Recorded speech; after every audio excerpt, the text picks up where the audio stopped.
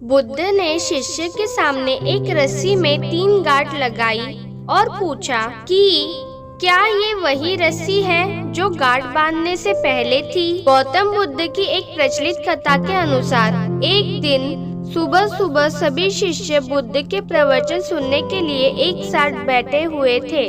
कुछ देर बाद बुद्ध अपने साथ एक रस्सी लेकर आए। तथागत के हाथ में रस्सी देखकर सभी शिष्यों को हैरानी हुई। बुद्ध अपने आसन पर बैठे और उन्होंने रस्सी में एक के बाद 3 गांठ बांध दी। इसके बाद उन्होंने शिष्यों से पूछा कि क्या ये वही रस्सी है जो गांठ बांधने से पहले थी। इस प्रश्न के जवाब में एक शिष्य ने कहा कि तथागत, इसका उत्तर थोड़ा मुश्किल है। यह हमारे देखने के तरीके पर निर्भर करता है।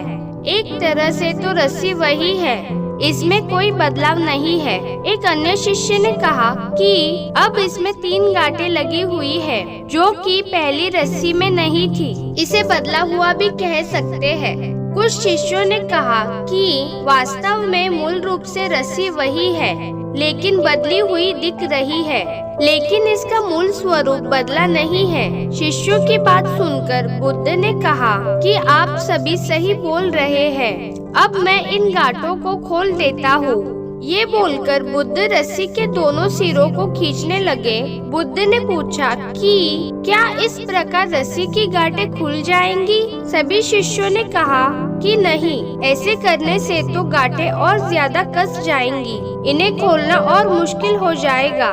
बुद्ध ने कहा कि ठीक है।